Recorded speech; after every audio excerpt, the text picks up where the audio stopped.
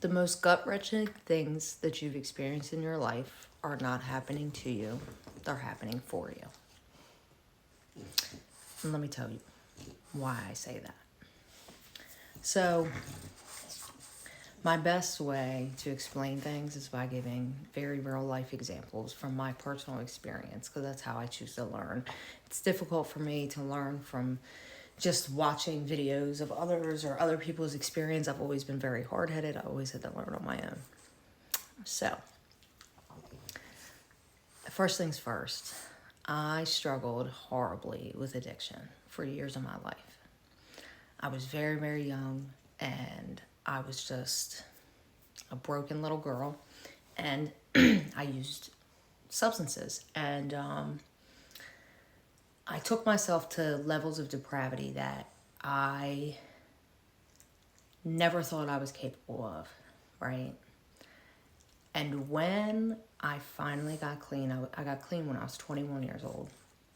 When I got clean, it literally transformed me. I had so much pain that I had no choice but to find something greater than myself and try to trust it. I had absolutely no choice, right? And that was the first thing that plummeted me into spiritual awakening. And then I had maybe 4 years clean at the time. And I was in a really healthy relationship. I'm still in a relationship. We're just married now. And we were trying to get pregnant. And I couldn't get pregnant for some reason, right? And I spent years of my life taking pregnancy tests and hiding them and just acting really crazy about it. I finally, went to the doctor when I had just a little bit shy of 5 years clean. And I got a diagnosis that, my uterus didn't fully form in utero. And so I only have one, viable fallopian tube, and the one that is viable is clogged. And so, they tell me that I couldn't get pregnant naturally. And for personal reasons, IVF just was never really an option for me. And that's, there's no judgment there. There's no, that's just my choice, right? And so I remember sitting in the doctor's office, and I remember it was like everything went black, like time stopped. And I remember walking out of the doctor's office and saying, there's no God. I remember calling my now husband and telling him, there's no God. If there's a God, it hates me. And I spent years of my life wanting to die, wanting to have a child so badly that I drove myself crazy over it, right? And it wasn't long that I was able to stay disconnected from God, right? Because even throughout, my history with addiction, even with this, like, God was always very present in my life, even when I wasn't asking it to be, right?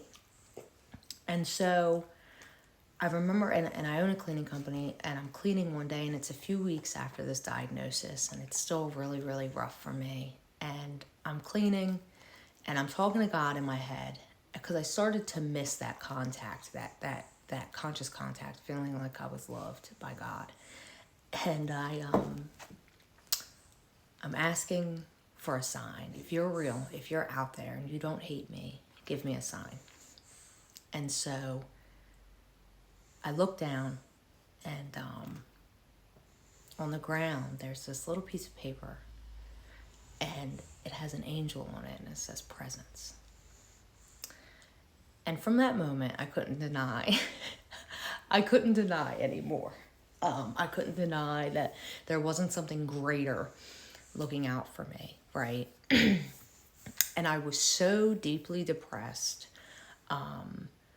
that even with knowing that, God was around, I still was just seeking outside of myself, going and getting on different, psych medications and things like that, thinking like that will fix me. Maybe I'm just innately fucked up.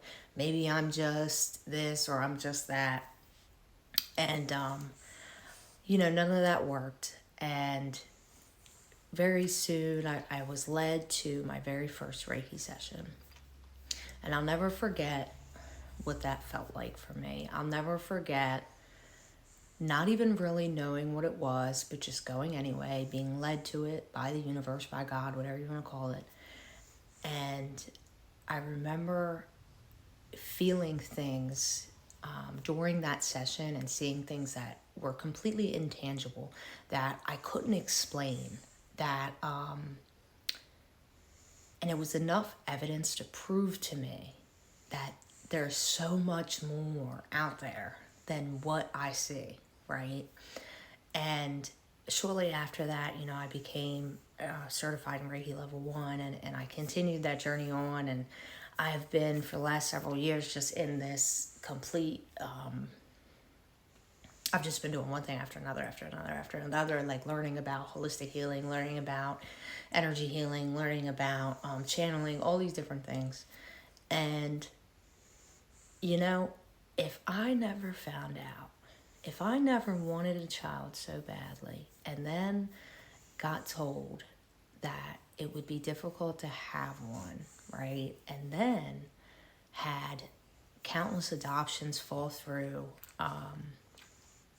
all these things happened that I just felt like at the time it was like rubbing it. I really believed like it was being rubbed in my face. It was a very victim standpoint.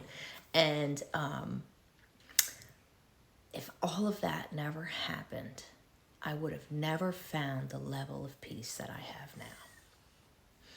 If I would have been given a child easily, I would have never broken the generational curses. I would have never done the work on myself. I would have been dependent on that child for its love. I would have never recognized my issues with codependency. I would have never dug so deeply into a connection with spirit and found that it's within. I would have never awakened to the level that I have. I would have never enjoyed my life to the level that I do now. And surprise, I still don't have a child. And I'm okay with that. And coming from the girl that literally wanted to die without it, that's a pretty it's a pretty amazing thing.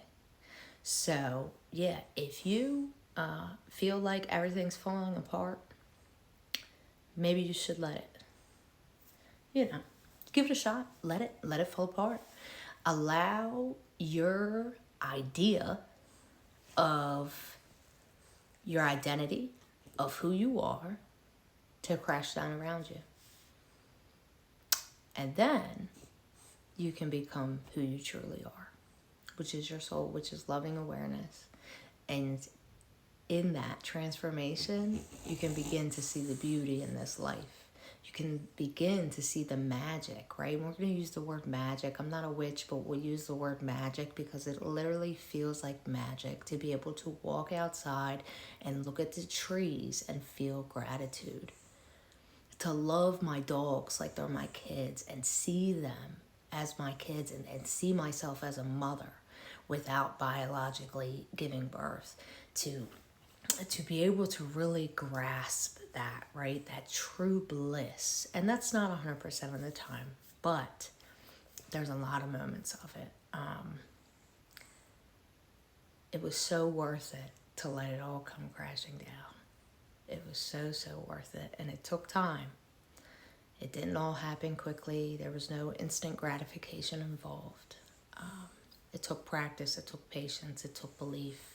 It took changes in mindset and behavior. It took a whole lot of energy work and a whole lot of release. And I still haven't arrived. It's still not over. But it is a hell of a lot better than it ever has been in my entire life. So, yeah, let it all fall apart. Maybe it'll come back together even more beautifully.